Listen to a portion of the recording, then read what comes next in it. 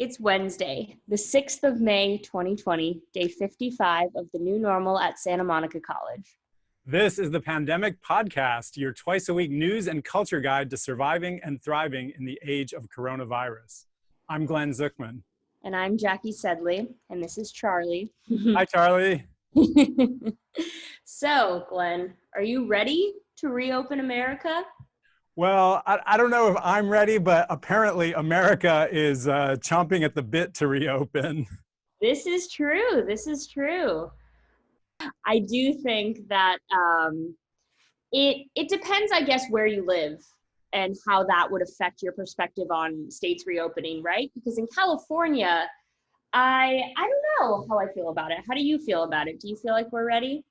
What I actually think is that you're probably more up to date on the news than I am, but my sense is that every region is going to be different, but that in terms of this curve that we've been trying to flatten for the last 6 weeks, that we've actually had some good success, but that we're still on the going up part of it. We're not actually on the coming down part.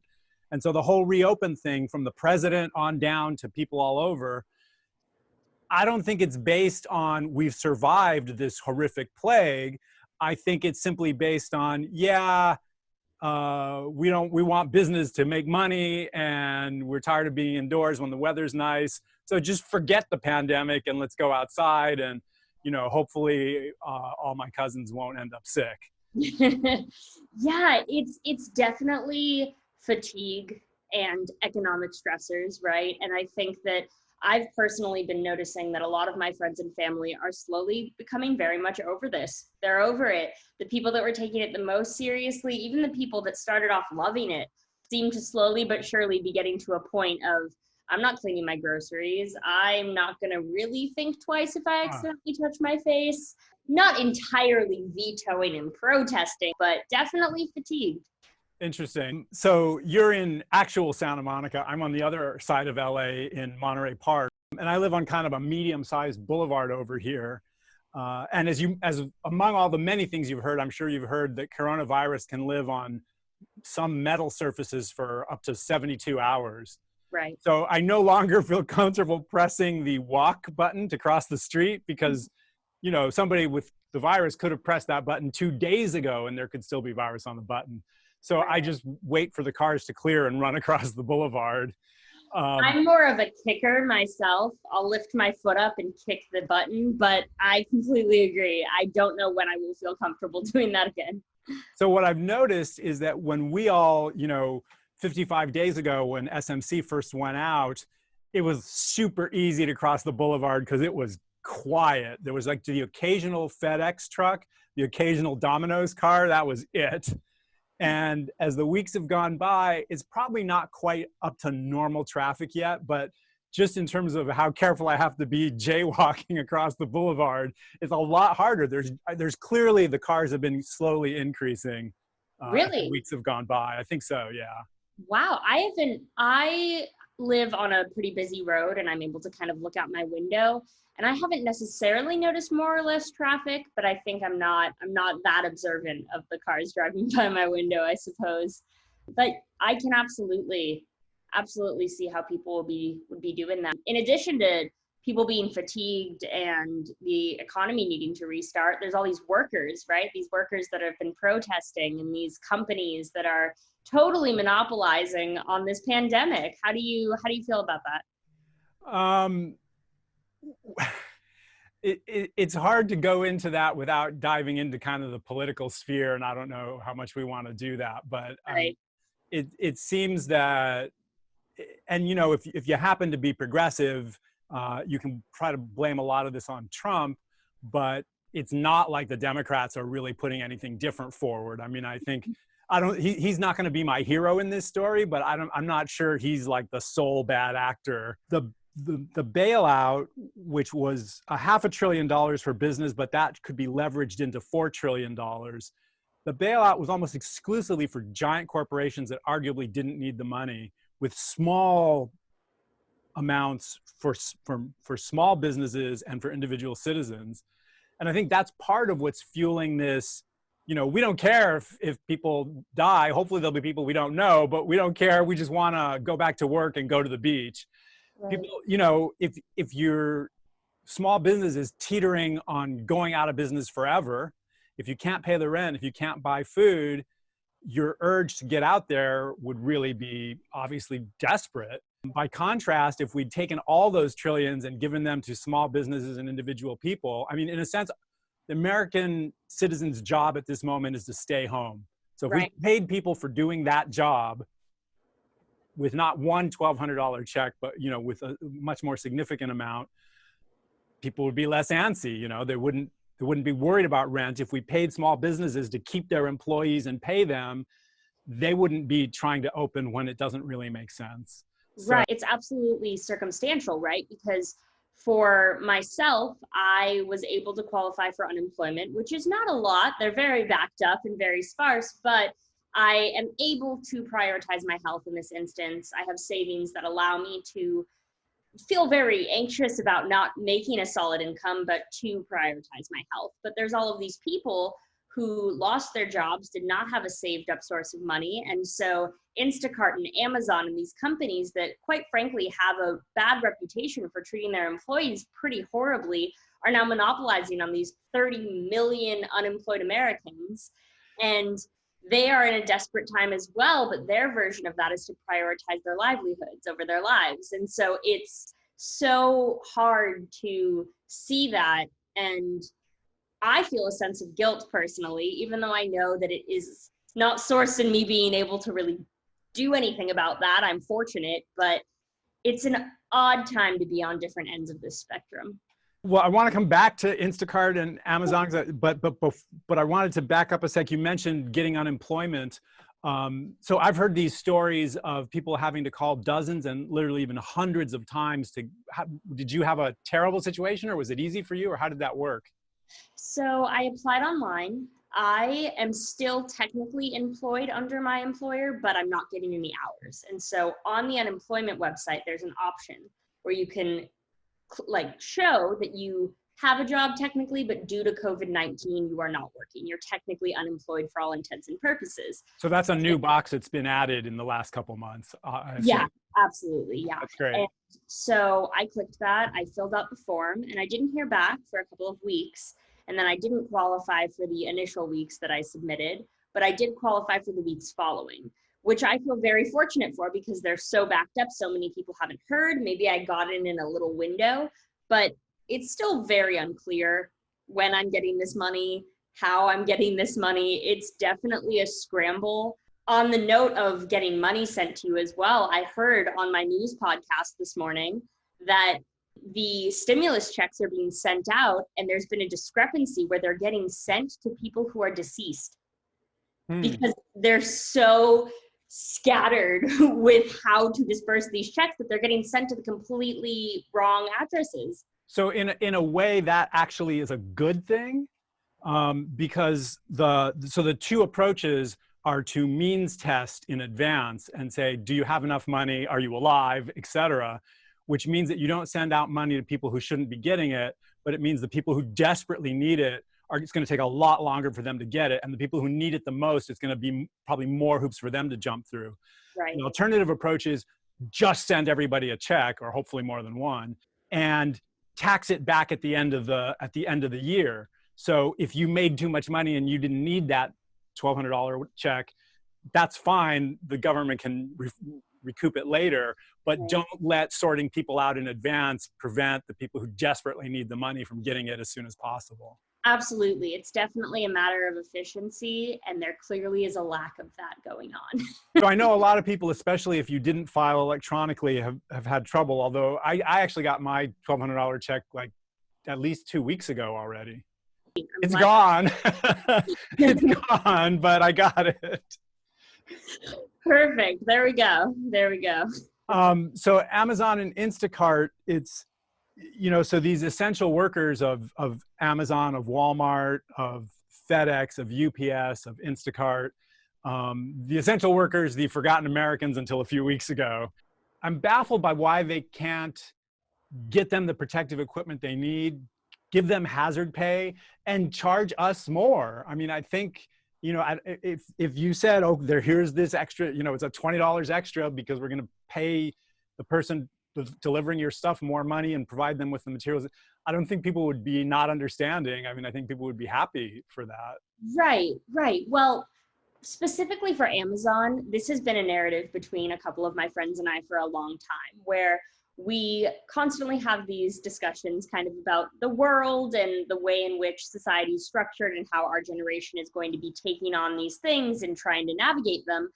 And whenever we talk about Amazon, it's kind of this uncomfortable silence, because we've all heard the stories about the warehouses. We've all heard that no matter how many stories come out, nothing gets solved because people keep buying Amazon. And so my theory, at least, is that if I were to delete my Amazon account, deactivate it and not buy anything, that wouldn't really stop Jeff Bezos from continuing his company. And I'm not would if you did and I did and your sister did and my cousin, then it would. Right. There definitely, and by no means am I someone, I wholeheartedly believe it takes one person to start that forest fire, right? However, I think that you can boycott it on your own to feel better about yourself, but at the end of the day, the real thing would be to rally people and protest about it. Yeah. So I absolutely see the opportunity for that now, because the entire workforce is able to rally up. And I really hope that when the world does go back to a normal, people don't just forget about this, because I'm a little bit frightened that this will kind of dissipate as the essential workers become less quote unquote essential. I start a forest fire. That was good. It is up to us. I mean, I think the tendency of culture is to forget about that we will just move on. We will just get busy with what we're doing next. I mean, culture is just a whole lot of yous and me's. And, you know, I made a couple of Instacart orders and I just gave, the first one I gave, I think I just gave like a chintzy $6 tip. And then when I kind of sorted out what the thing was, I started giving them these gigantic tips, which felt, you know, I don't have a lot of money, but I can manage a hefty tip every couple of weeks to Instacart. But, you know, whether it's a tip or kind of, you know, I think diving into politics again, a lot of progressives are really disappointed with the prospect of Joe Biden. But I think the silver lining of him, if you happen to have progressive values, is that unless you're a Fox News host, Donald Trump cannot be influenced by the public. And Joe Biden or other Democrats or other Republicans all can be swayed if there is enough popular sentiment. Right. So it's not that Biden's a good guy, but he would be, I mean, on things like climate and so on, he would be much better, but he would also be someone who, if the public spoke, you'd get some response from that administration. Right. Right. And that is a good point. Every time I think about the election, I would already feel a chill down my spine, and now I just feel a shroud of anxiety over my whole body. But you're right. I think that there are so many arguments as to why, depending on your values, you are going to take your perception of coronavirus and apply it to the election, probably more than most events circling around. Yeah. And that's very scary. But I think that people still need to stay on track of thinking about how to deal with it in the present moment, while also considering that in November, all of the side effects of this issue will be placed onto the person set in stone for the next 4 years. Yeah. I should mention that most of my cousins are really happy with Trump as president. They really like the job he's been doing. How do they feel about his handling of COVID? Well, I really have not spoken to hardly any of them on that, but the one or two that I have, they are kind of, they don't think it's fake, but they wouldn't call it a hoax, but they would say it's kind of media distorted, and they're not convinced it's as big a deal as scientists seem to argue that it is. Are they quarantining, or are they? Yeah, they are for so far. Yeah. Okay. So actually, I wanted to ask, so here we are, Pandemic Podcast, episode number 13, yay. Way back in ancient Earth history, episode 2, you actually missed the show because you were helping out with your sister who was having a baby. Yeah. So your sister is both a doctor and a new mom. How is she handling this, and what are her thoughts about the climate at this moment? Yeah, I just interviewed her and wrote a story for the Corsair, which is all of this is linked together, so feel free to check that out as well. But she is handling this well. She is the way I like to describe my sister is she's always been a huge optimist. She's been my rock my whole life, very much level-headed. She's a doctor, so with medical advice or medical anxiety, she's very level-headed with that as well. For the first time in a long time, I've seen her be very anxious and guarded and fearful because not only is the onset of a global pandemic, frightening for a doctor to see and think about the background of these diseases spreading in general, but now she has a newborn and a 3-year-old son who's having a really hard time. His preschool's been ripped away, his friends, his family. And so she is handling it to the best of her ability. She is still level-headed about it, but very, very on guard, very, very protective of her family, very, very mother bear. I had a conversation with her talking about the unfortunate reality that maybe I should stay away from her place for a while, even if I am quarantined, because with every additional person, there's an extra fear that on my way out of the car, walking into her apartment, and it doesn't matter what the rational explanation is, there isn't enough rationale and reality out there for her fears not to be triggered. So she has had a really hard time finding that balance, but she's okay. Her family is happy and healthy. So she's on maternity leave for a while. Is she thinking about going back, or that decision is in the future? So she originally scheduled to have maternity leave for a full stint of 5 months. She took some vacation time. She wanted quality time with her family before all of this. Now with all of this in place, she feels a very large responsibility as a healthcare worker to return to the front lines at the end of her maternity leave.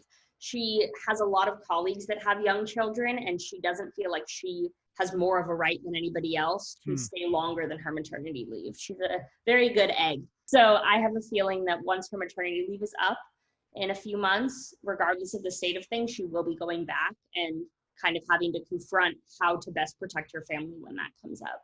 So she's still got a couple months. Yeah, she still has a couple months. So, and she's taking the pandemic. So some of my cousins might think it's overhyped, but she's taking it very seriously. Very serious. And she understands that she's in full paranoia mode. She understands that she doesn't want everyone to feel that way. She told me to do what I have to do, but for her family, they're just staying as locked in as they can. Well, I mean, many of the health experts have said that the best case scenario is that it looks like we overreacted, because if it looks like it overreacted, that means we did enough to keep things lower. Still, there's death, but keep things lower. And the opposite is we didn't do enough, and there's no limit to how bad this could be. Right, exactly. Before we go, I wanted to bring up one other topic, which is digital non-nomads. So a digital nomad is typically some, tech savvy, younger probably person with a laptop who is a developer for some software company or is tech support for somewhere or one of those kinds of things. And pretty much all they need is that laptop and an internet connection.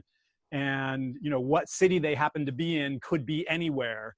And for people who it speaks to, and may not be your sister with a family and kind of wanting to nest a little bit, even not in pandemic times. So maybe it's for younger people also, but it's a pretty free and roaming lifestyle, which obviously the roaming part is kind of out of the loop right now. But what I'm thinking about in this pandemic is that obviously, from Zoom meetings to so many other online tools, it's forcing everyone who possibly can to have more online activity, as if we didn't have so much already. But do you think that out of these pandemic adjustments that will be pushed into a future that's, just that much more online than it was in 2019? I have been thinking a lot about that. I am also nauseatingly optimistic a lot of the time, and that's just because if I don't project that, I can't feel that way.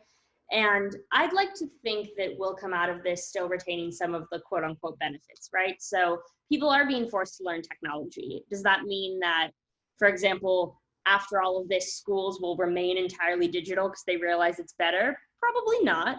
But if and when circumstances do arise again, that professors would have a better chance at having student populations be accessible to them by technology, that would be amazing. I know that, I don't know if you've ever experienced this with a professor, Glenn, but when I was a kid, I remember all the time, the constant joke was the professor would have trouble setting up the Elmo and the projector wouldn't go off and then their desktop would show up and you'd all laugh. So maybe that will stop happening. Who knows? But so when I was a psychology student at the University of Hawaii, this is a long time ago, we actually used 16mm film projectors, and you had to, the film had picture and sound on the same thing, and the picture was, you'd show one frame at a time, but the sound was continuous. So it had a loop in order that you could stutter the picture but let the sound keep flowing.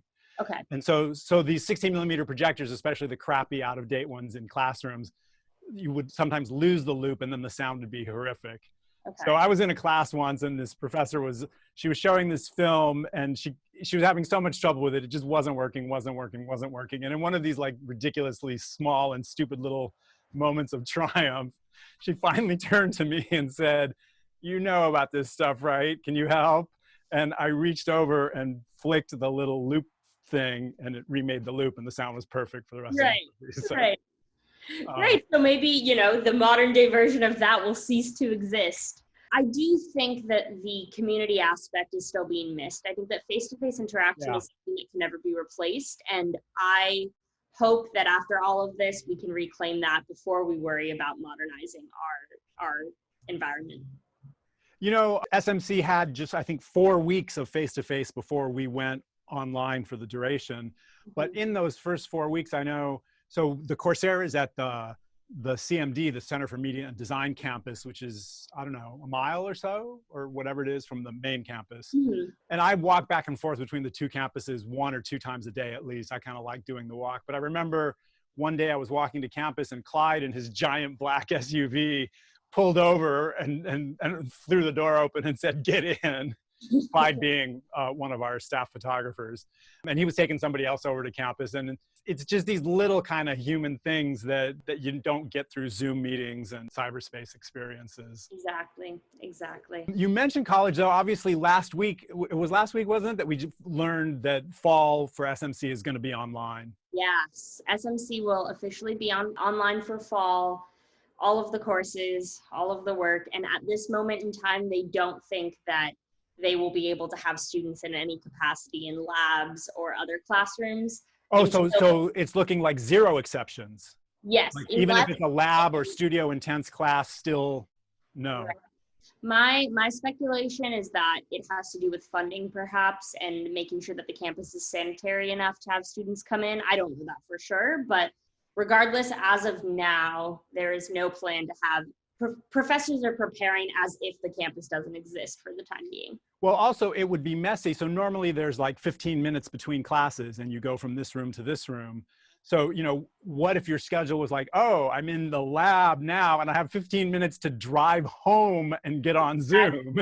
Exactly. It would not be the most effective means. We've talked before about, you know, will it be online? Will it be face-to-face? And I was chatting with somebody a few days ago and they had an interesting thought that maybe it's not going to stay sort of black and white, but that it will be like smaller, more lab intensive classes, even if not for fall. At some point, those will start to come back, and like semester by semester, the bigger classes will come back. And maybe the largest, I don't know if we have, community colleges sometimes have actually smaller classes, but like at Long Beach State, there can be 100, 200, even more people in a big lecture class.